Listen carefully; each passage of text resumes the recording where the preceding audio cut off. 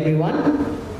The Permanent Secretary for Education, Heritage and Arts, Commissioner Northern, distinguished teachers, our sponsors for the event, senior government officials, ministry officials, invited guests, ladies and gentlemen.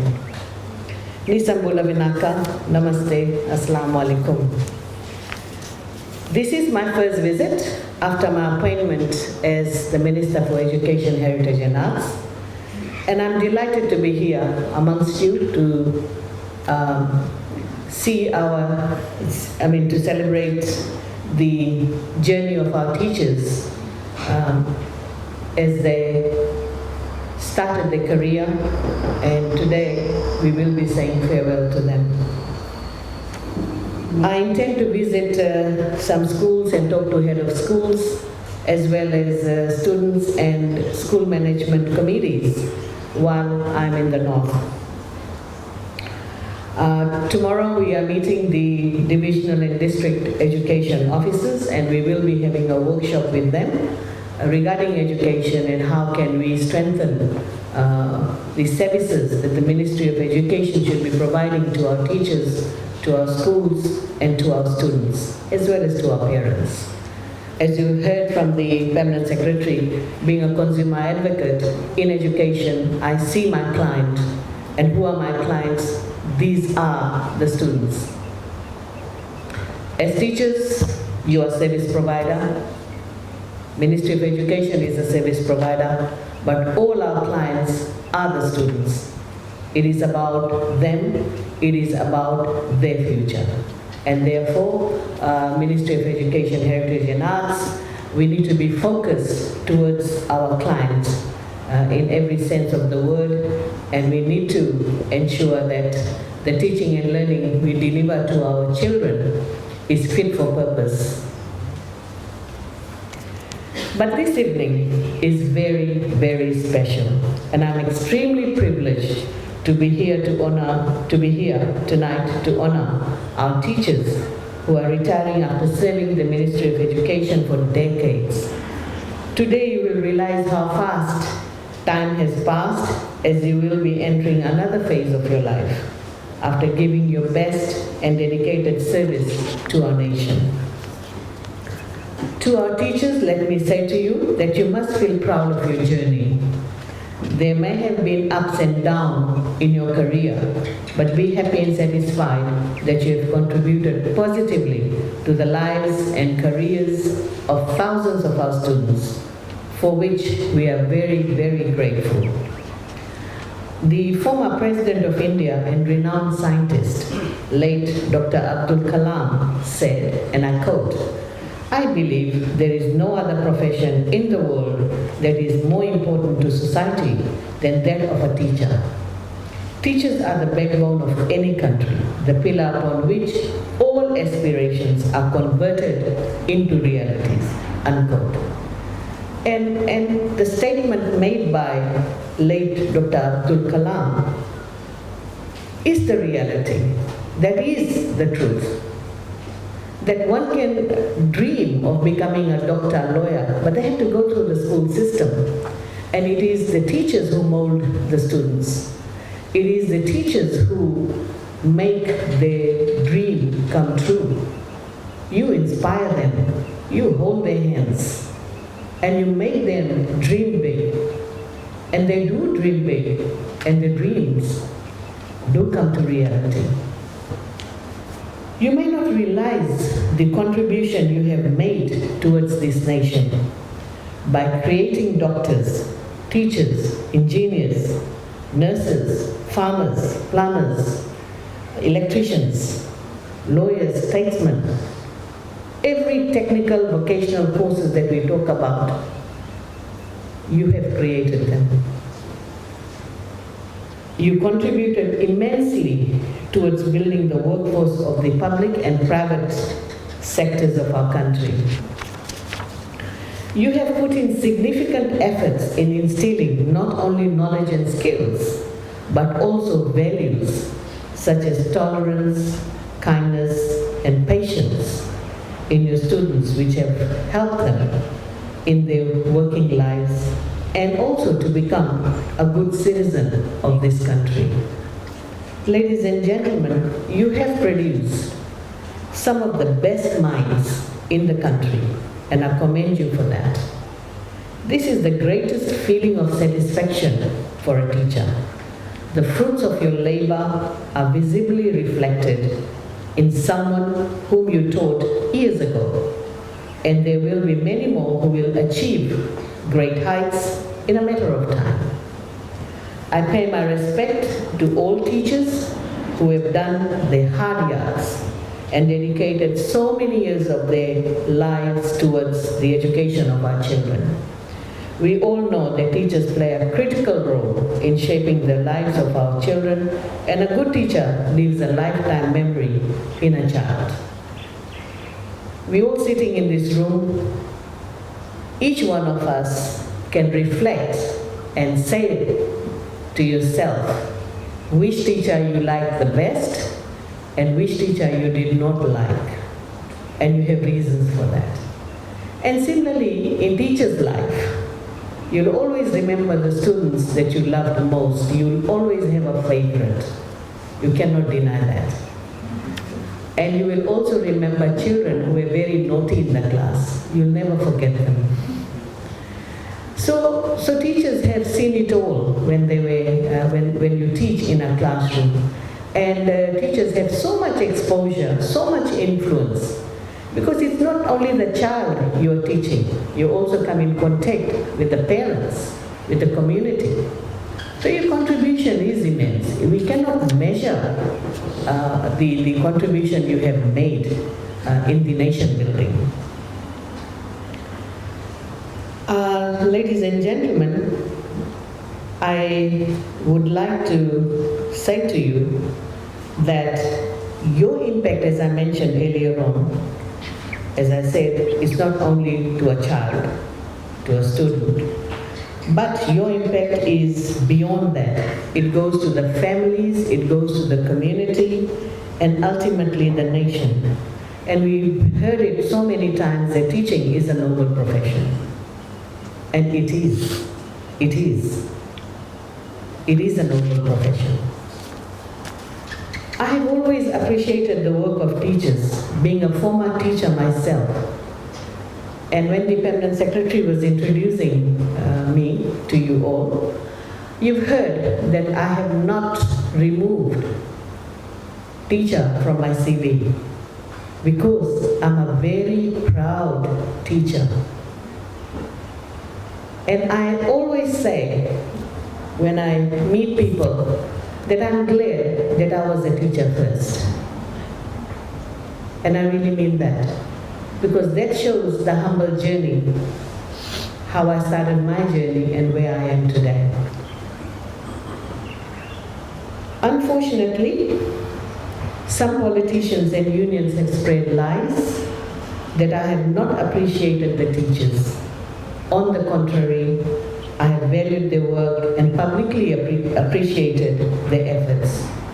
I have personally visited around 44 schools in a very brief period of time, just to thank teachers and express my appreciation, among other things. Ministry as your employer will look after you within the policies and established procedures. With around 13,000 teachers in the ministry, let me tell you, the staff exits and recruitments occur throughout the year. On average, around 150 teachers retire every year. In the next 3 years, based on the retirement age, we will see 470 teachers retiring. Ladies and gentlemen, we have an average of over 300 teachers leaving Ministry of Education due to various other reasons. And this includes retirement. Some migrate, some simply decide to resign because they've got a better offer in some other profession. And there are some who pass away.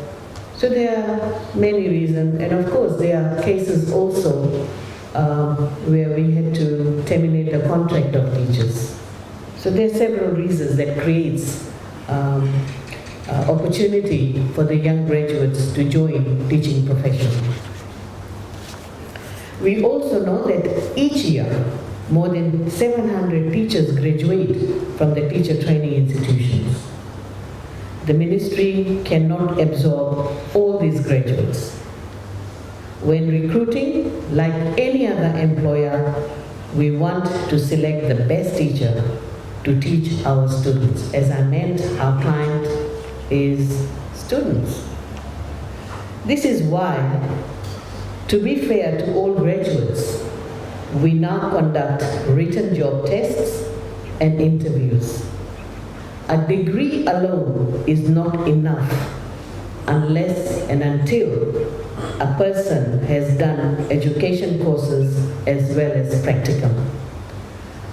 There were a lot of criticism that the Ministry of Education is going to replace all the certificate and diploma holders. I just want to emphasize to you that is not correct. Some of the graduates that came out of Lautoka Teachers College, Nasinu Teachers College, Fiji Advanced College, they are the best teachers. And in fact, I was a teacher trainer at Fiji College of Advanced Education, and I know how these teachers were trained. Our concern is that we do have about 1,000 plus teachers who have limited authority to teach, as the word suggests, limited authority. And the registration is done every year, which means that these teachers need to upgrade their qualification. Unfortunately, from 2009, these teachers did not upgrade their qualification. And today we are in 2021. And the law is very clear. We've got Teachers Registration Act. And that legislation clearly states for how long a teacher with limited authority to teach can teach in a school. There is a time restriction. So if one does not attain qualifications, then unfortunately, we cannot allow them to continue. I'm not saying I will not allow. It's simply the legislation. The law will not allow. And I think that was not clarified clearly. We also offer a provisional registration to teachers, and again, there are certain criteria. And provisional, as the word suggests, is not a full registration. So again, teachers with provisional certificates, they need to comply with the law, complete whatever the requirements are before they can be classified as a fully qualified teachers. So I wanted to clearly state this. So who is a fully qualified teacher?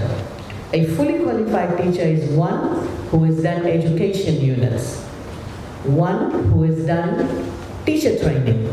In other words, you went to a school, you taught students, and the teacher trainers came into that class, they did the assessment. And then they decided that yes, you are able to teach these students, and therefore you can graduate from that particular teacher training institution. Now, somebody who comes up with a degree, I know you graduate with a degree, but you don't have education units, you don't have teacher training.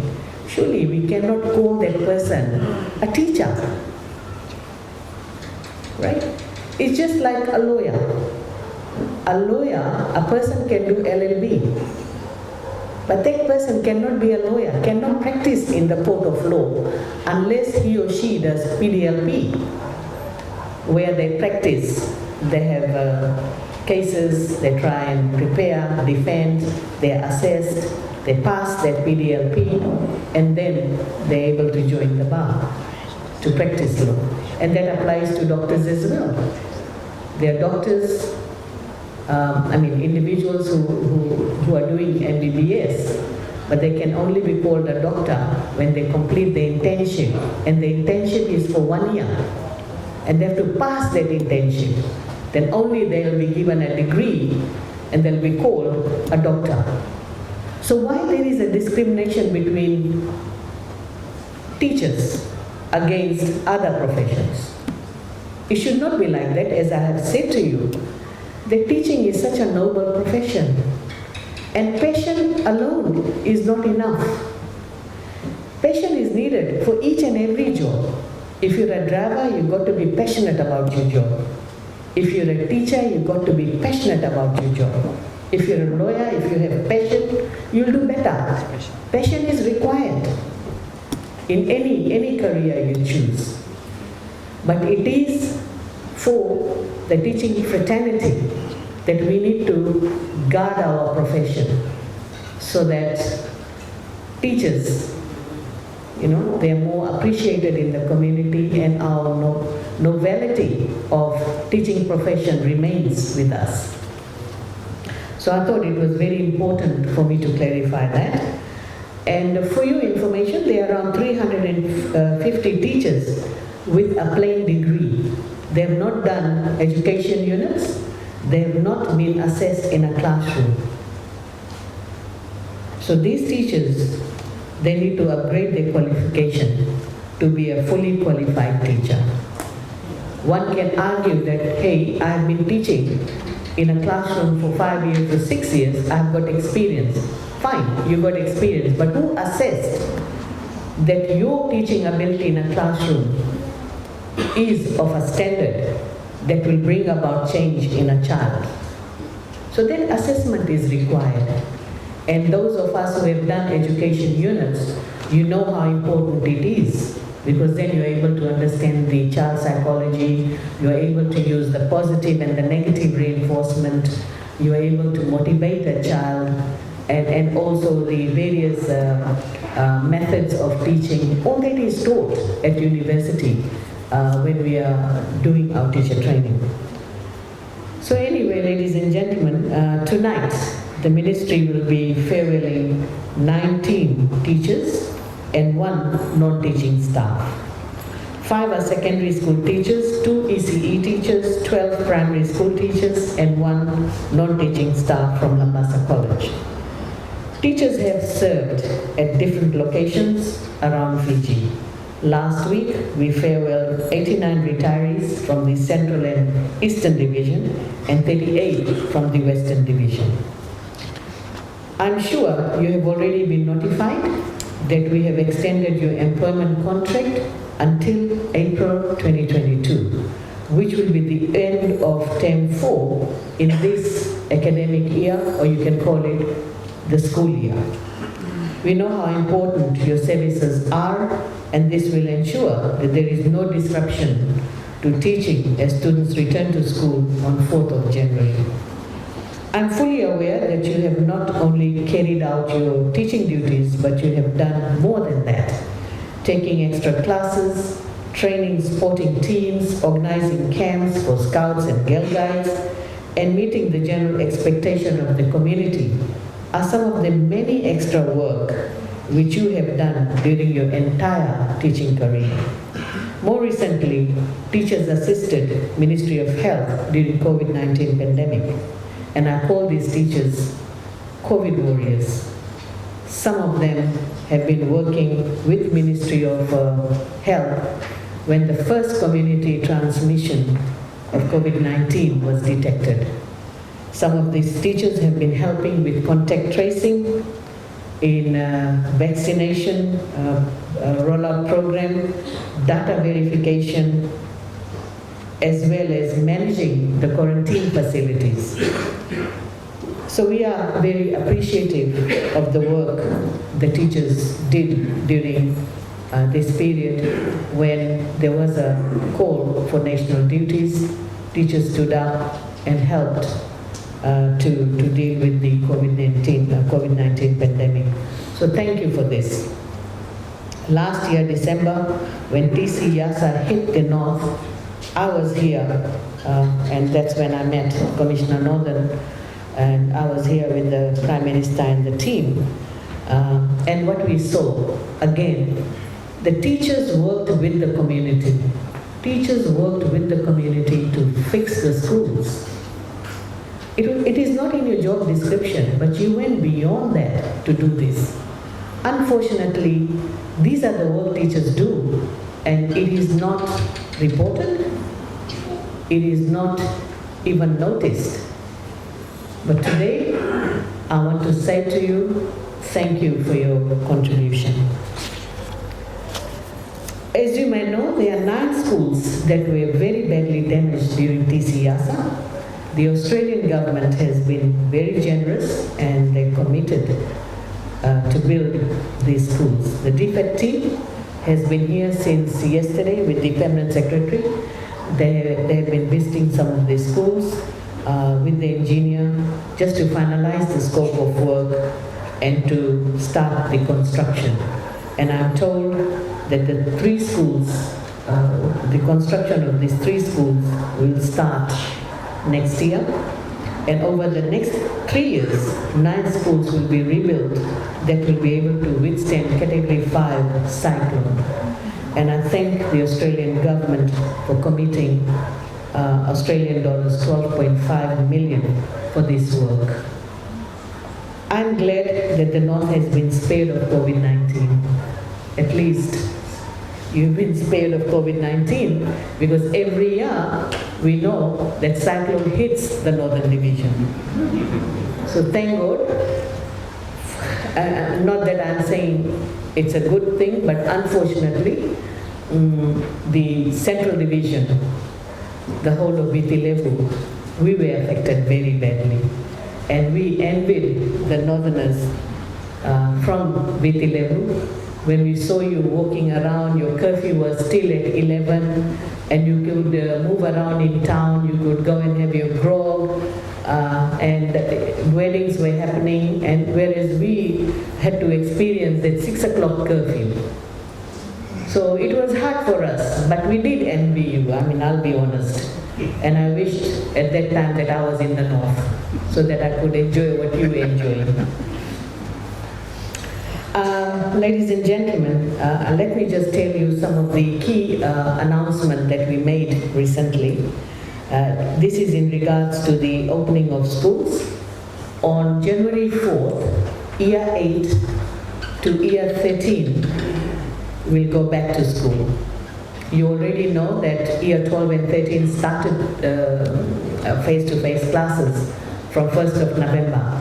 So on 4th of January, Year 8 to Year 11 will go back to school, and on 10th of January, ECE to Year 7 students will go back to school. So on 10th of January, I can comfortably say that all school children have gone back to school for face-to-face classes. And there's a lot of preparation that needs to be done. In terms of the Safe School Reopening Guideline that is in place.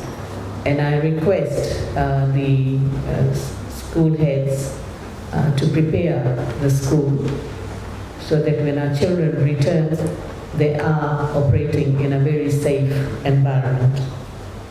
Regarding vaccination, I must say Northern Division is doing very well. Our latest figure shows that Northern Division has achieved vaccination rate of 27% for students between the ages of 12 and 14 with their first dose of Pfizer vaccine, and 88% of students between 15 to 17 years have received their first dose of Moderna vaccine, and 72% are fully vaccinated. Ladies and gentlemen, while you make best use of your retirement to relax and have family time, I'm calling upon you to use your experience, wisdom, and expertise to contribute to the development of our communities. Like we say, once a teacher, always a teacher. We all know that there are so many societal problems such as drug abuse, violence against girls and women, rape, brawls, and so forth, which need to be addressed at the community level. And I hope that you'll be able to contribute at that level to change our society for better. On the same note, I wish to urge all of you to look after yourself, as health is very important. Finally, ladies and gentlemen, I thank the teachers. I thank you for your wisdom and kindness over all these years. Thank you for all the years of teaching. Thank you for making a real difference in the lives of the students you taught. Thank you for everything you have done for our children and our nation, the big things, the little things, things that even went unnoticed. Ladies and gentlemen, please join me in giving our retirees a round of applause.